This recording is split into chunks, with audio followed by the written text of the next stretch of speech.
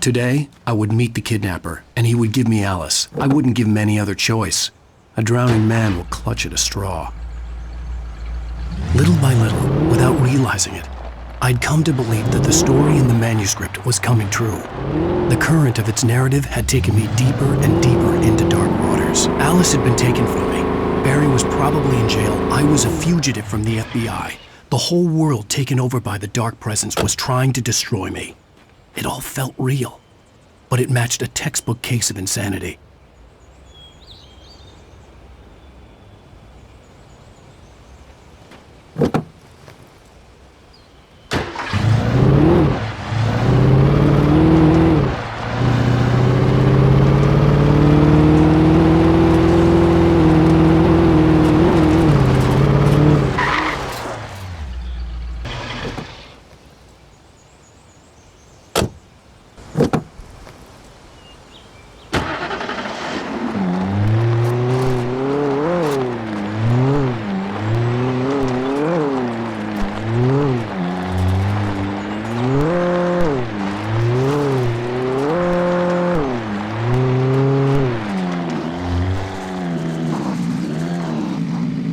What's up here?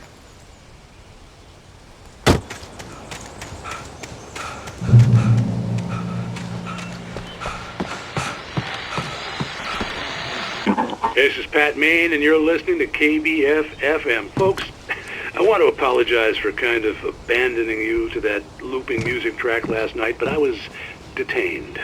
You see, I encountered a big-shot G-man with an itchy trigger finger who could use a lesson in manners and a boot in the ass. Not necessarily in that order either.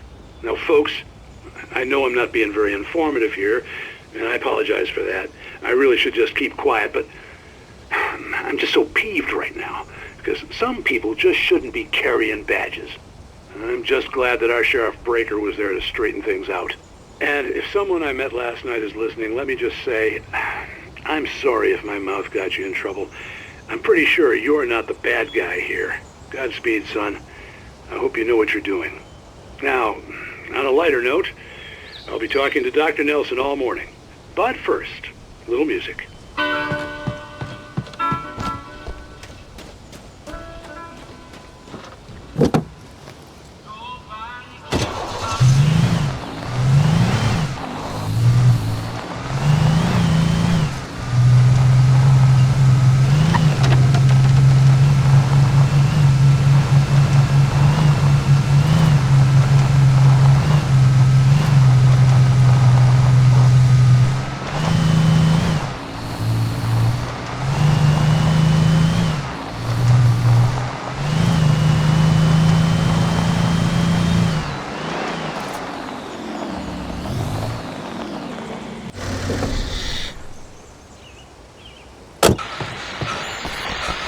Welcome back to KBF-FM.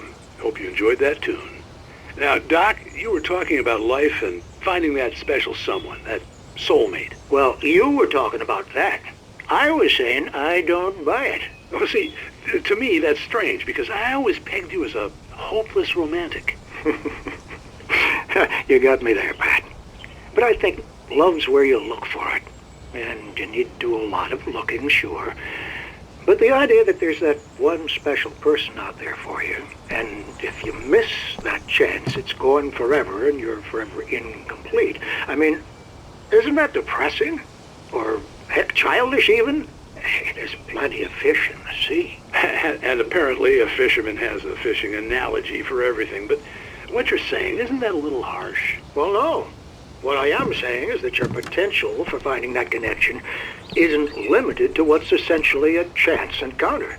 How is that harsh? Yeah, well, I guess that's a nice thought, but let me say something personal here. Okay. Now, well, I don't disagree with you exactly, but I can't really fit that together with what I feel, what I felt for someone, because she was the one. She was.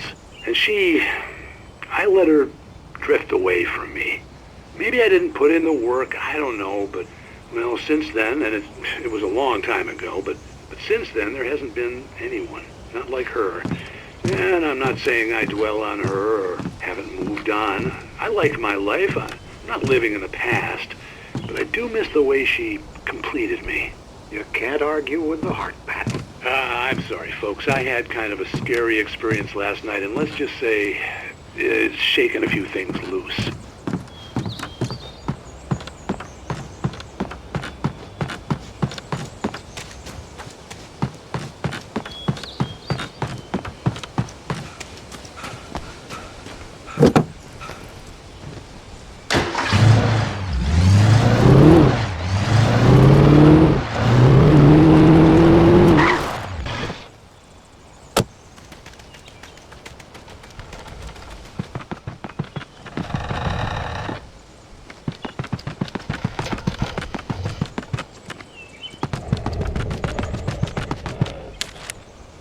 For Mott, spying on the writer on the ferry had been a disappointment. His boss had made Wake out to be something special, but Mott hadn't been impressed. He'd gotten a good long look at the wife, though, and he liked what he saw. Mott had fantasized about goading Wake into a fight, but it hadn't happened. Still, he'd get his chance to see if the writer had anything in him. He'd been promised as much.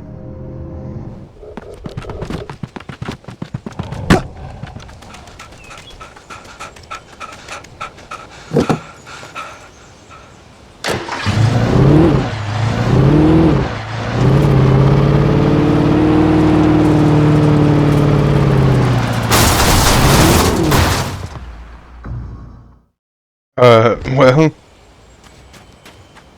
muscle car.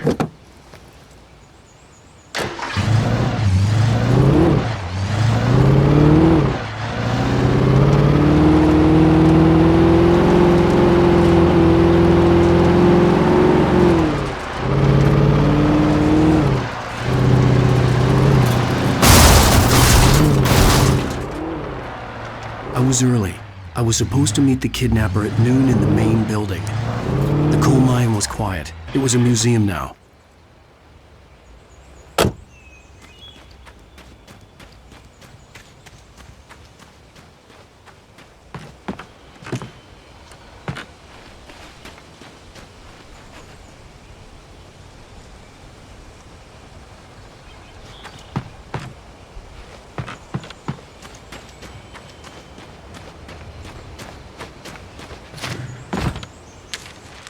With Nightingale gone and the night wind blowing in through the broken studio window, Maine stared at Sarah. The sheriff looked away. Maine's voice shook with barely controlled anger. That boy's doing more drinking than thinking. I hope you know what you're doing, Sarah. He's got a sickness in his eyes. You take my word for it. He wants Wake for a reason, and it's not for anything good.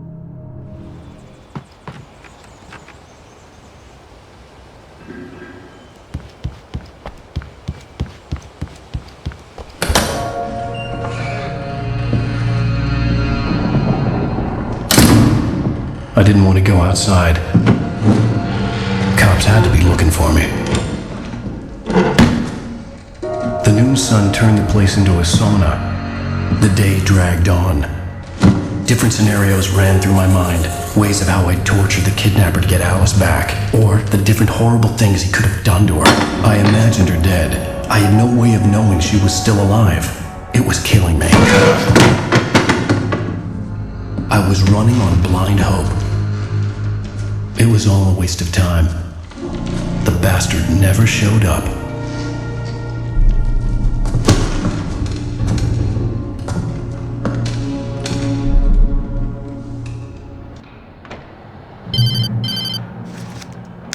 Wake! Where the hell are you? Change of plans. You know where Mirror Peak is? It's a big mountain north of where you are. You follow the path from the mine, you can't miss it. There's a lookout point there. I'll be waiting. I'm through being jerked around You by want to see your wife alive? Because if you do, you better watch what you say to me. Do we understand each other? I want to talk to Alice. Yeah, and I want the manuscript. Don't keep me waiting, Wake. Hello? Hello! Ah! I'm gonna kill him! I had to get to Mirror Peak.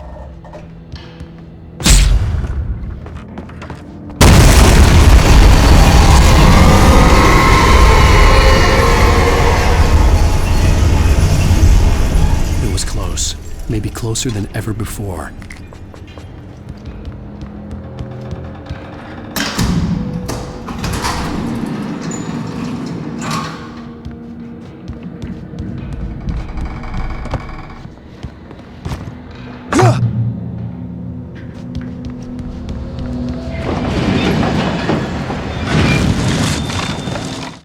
When Thomas Zane fell for Barbara Jagger, it happened fast. She was young, vibrant, and beautiful, full of life. He had never been a very happy man, and without any seeming effort, she had changed all that. Zane felt good for the first time in his life. Everything she did was another piece of a jigsaw puzzle he hadn't even known he'd been missing. And best of all, she made the words flow, strong and sharp. She was his muse.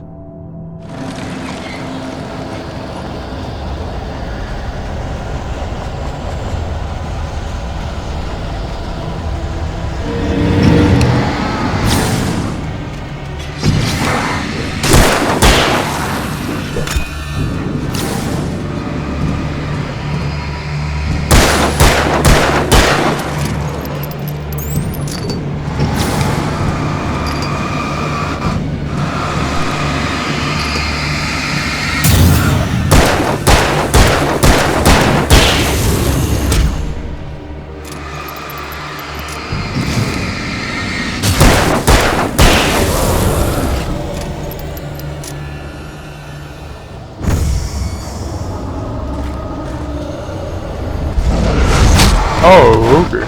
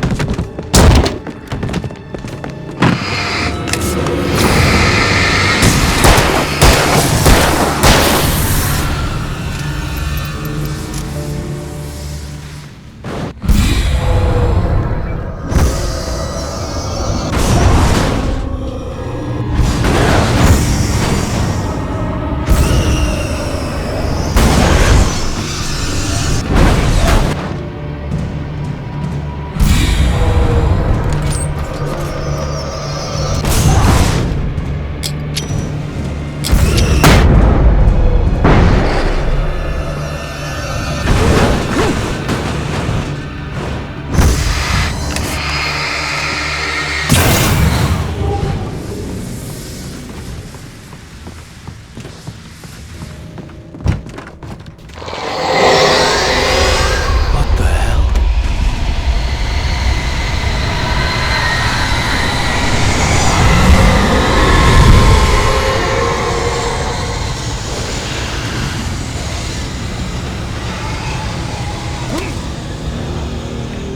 The only way to reach the hillside ahead was to go through the building. I had to find a way to avoid electrocution.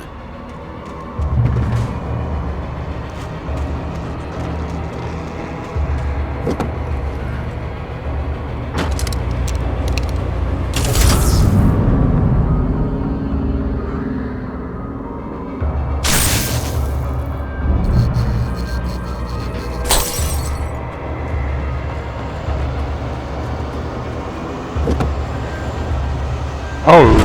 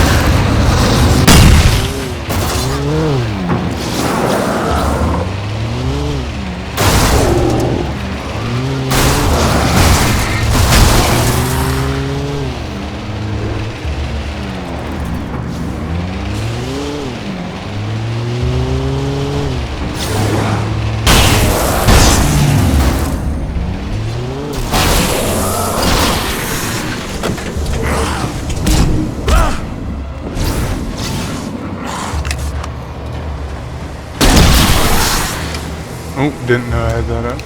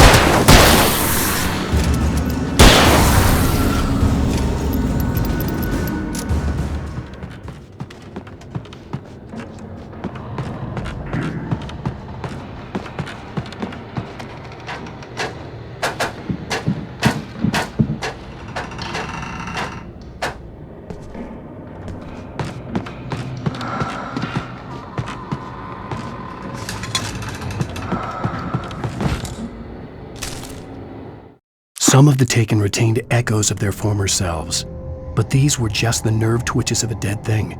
Nothing remained but a shell covered and filled with darkness. In most cases, these puppets were enough for the purposes of the Dark Presence. But for anything more elaborate, as with the writer, it was different. It needed his mind. And so rather than taking him over completely, it merely touched him.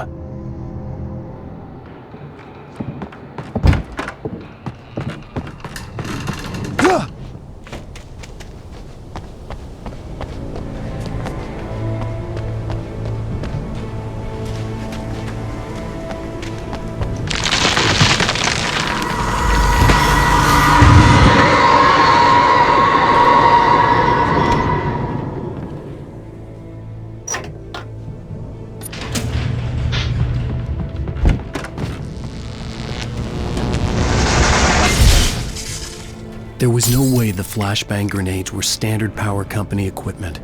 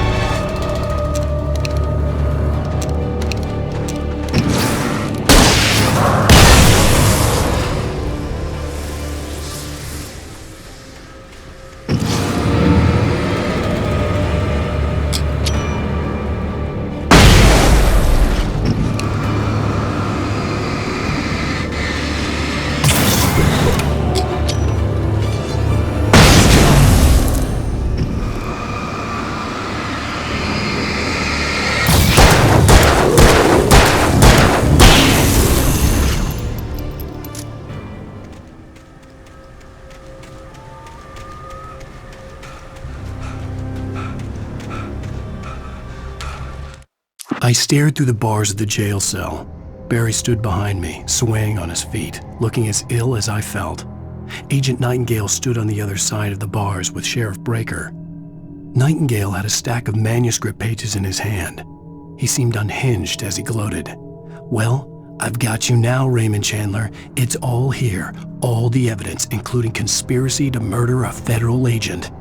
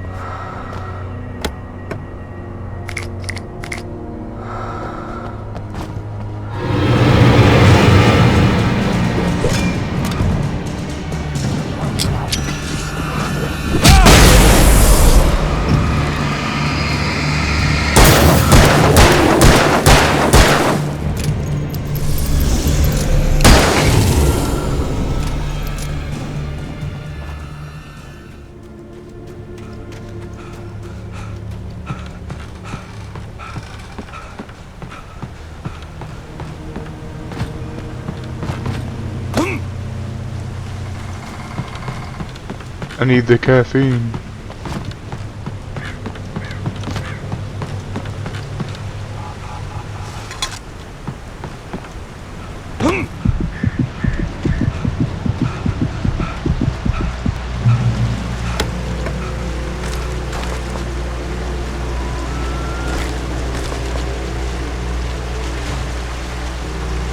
I had no real plan. I was going to give the kidnapper all the manuscript pages I had for Alice. If that wasn't enough, I'd hold him at gunpoint and make him talk.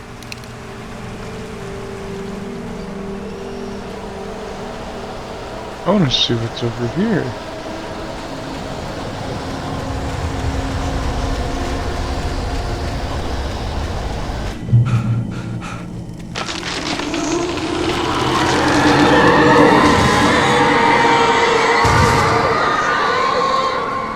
The dark presence was moving ahead of me in the same direction I was going. A cold feeling settled itself in the pit of my stomach. Was it going for Alice? The graveyard shift may cause cancer.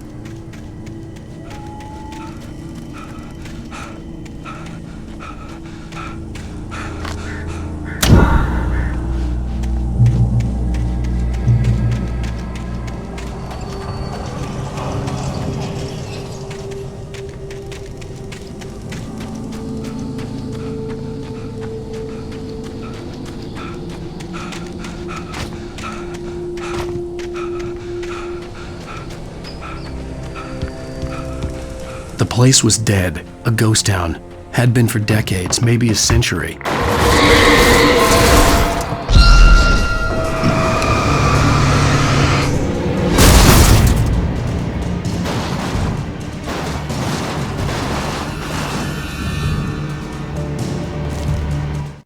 Things were never as simple in real life as in fiction. I had lost count of the times I had wished there'd be a clear reason for my writer's block.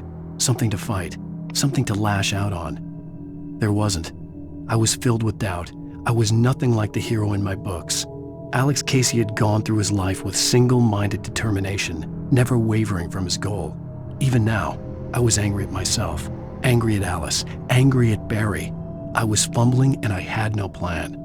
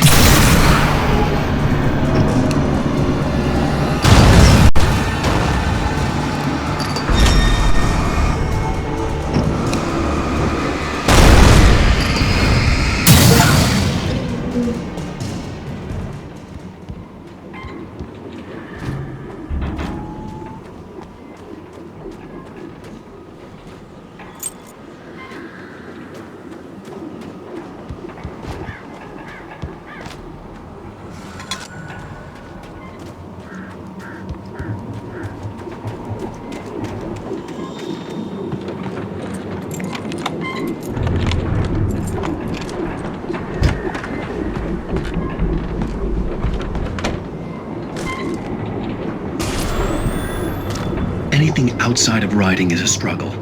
I feel ill. I managed to make my way downstairs. There's a shoebox filled with books and papers by Thomas Zane. It's very hard to focus, but I managed to read some of it. He's a poet, and a good one. He writes of muses and creators summoning fabulous things from a magic lake, using his powers to shape the world of a realm of gods and dreams and demons, dark things that wait for a chance to slip through, wearing the flesh of men as disguise. Zane writes about himself, his girlfriend being taken over by a dark presence, about growing scared of the lake. Zane believes it's a mirror to the gaping void of darkness above, where some Lovecraftian presence lurks. I crawl back upstairs. I'll borrow these things for my story. They ring true. They fit.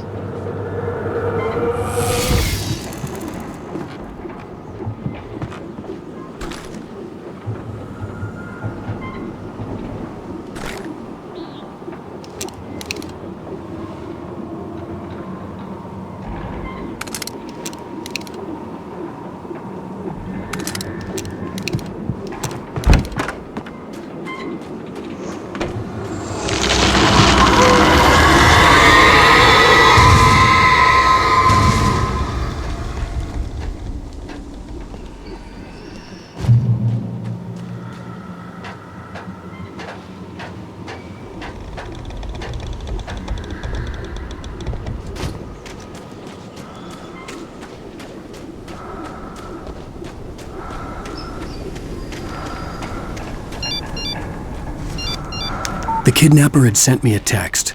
The message was full of spelling errors and insults. It was telling me to hurry up.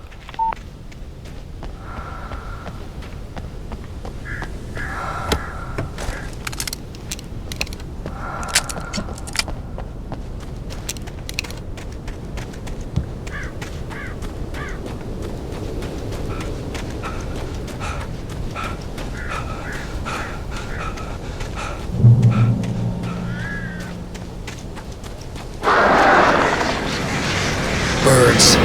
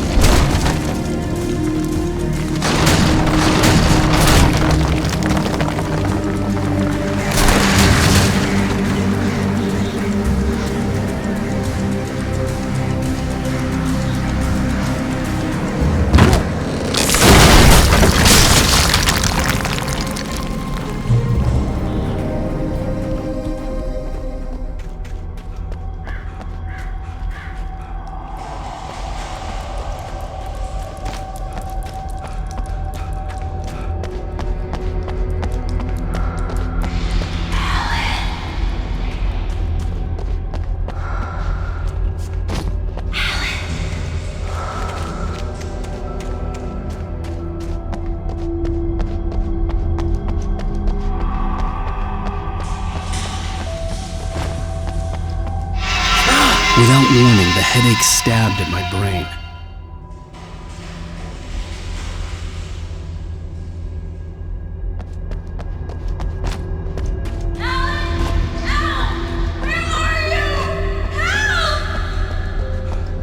Alice?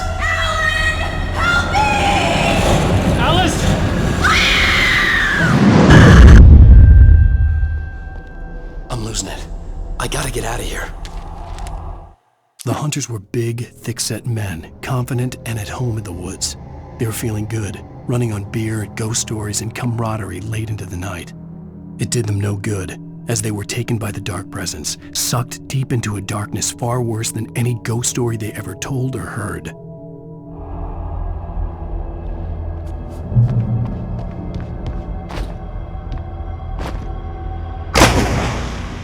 Oops.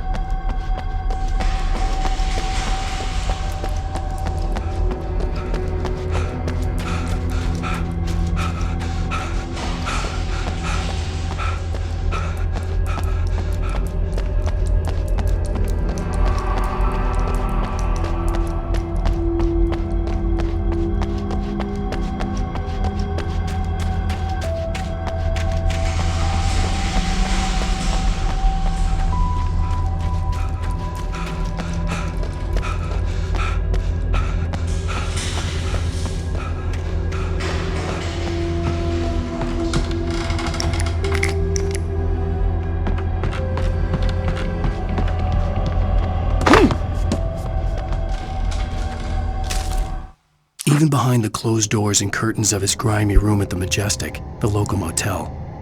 Nightingale could feel the locals' eyes on him, the unrelenting pressure of their judgment. He forced it out of his mind. For all he knew, they could all be under Wake's spell already. You do what you have to do to get the job done. He took comfort from the bottle in his hand. Please, he thought, just let me get through this.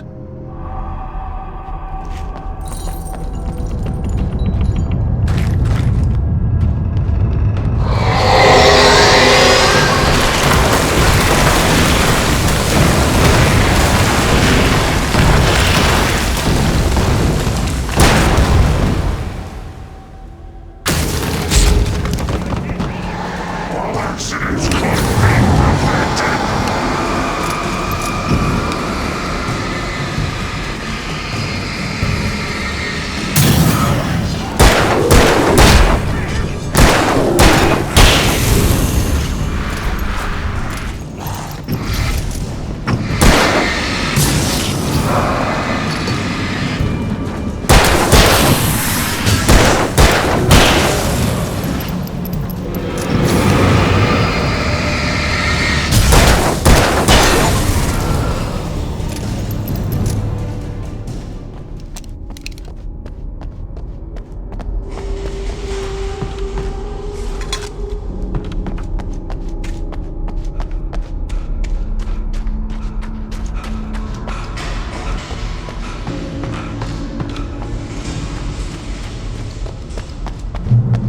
I'd have to make my way up this mine shaft in order to go on.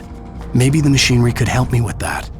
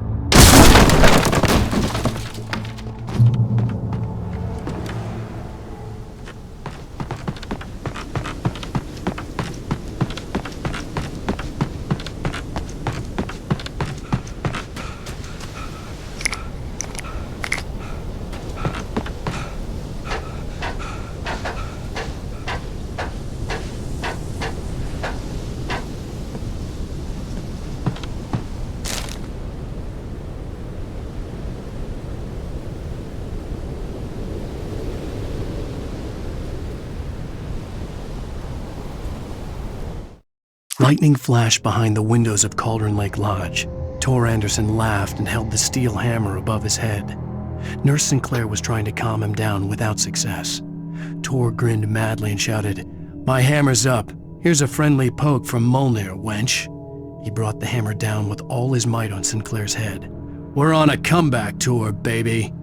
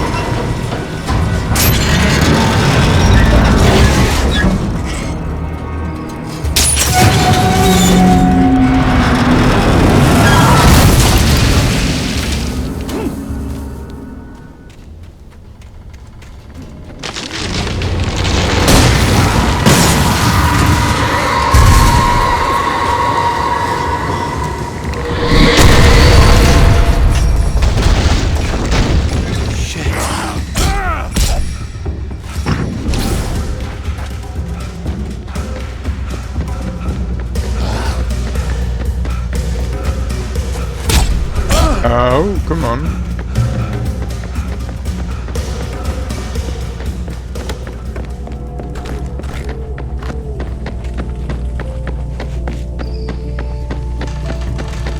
Here constant running.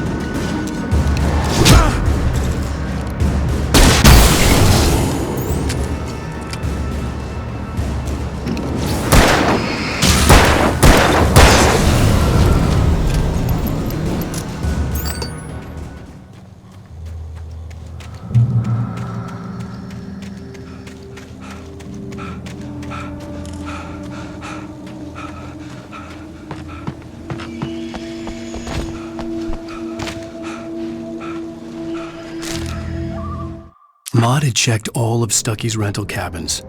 There had been no sign of the Wakes. It was dark when he'd found their car parked at the end of the road by Cauldron Lake. It made no sense. They must have taken a wrong turn, but there was no sign of them, and the car had been there for hours already. Frustrated, Mott stood on the rotten ruin of the footbridge that had once led to Diver's Isle before it sank beneath the waves years ago. The boss wouldn't be happy.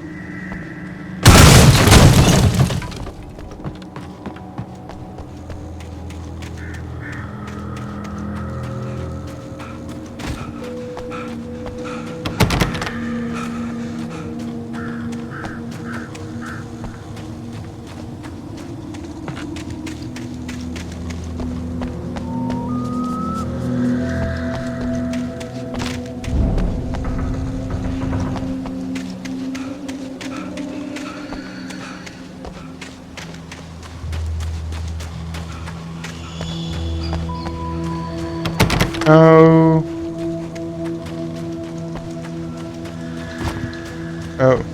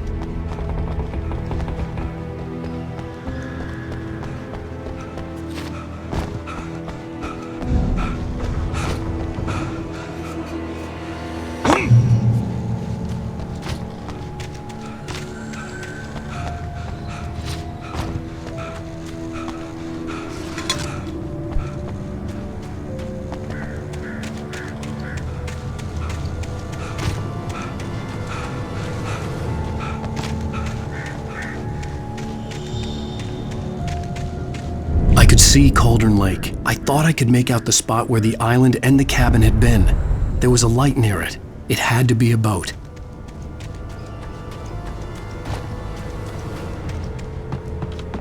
I was close now. I had to get there fast.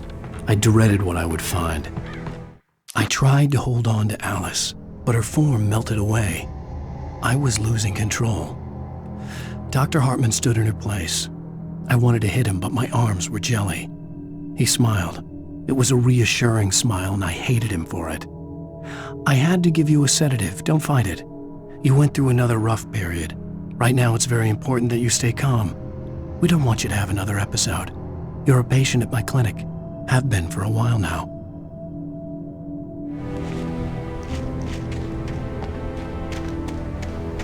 Wait! That you? Wait! Hey, I'm here! I'm coming! No! Get away! Sorry! Please, Lady! The boss didn't know who he was messing with! I didn't know! I swear, I didn't know! We don't have a wife! We don't know where she is! She's probably drowned! We just said we had her to make him play ball, you see? They get him writing for us! Please! Please!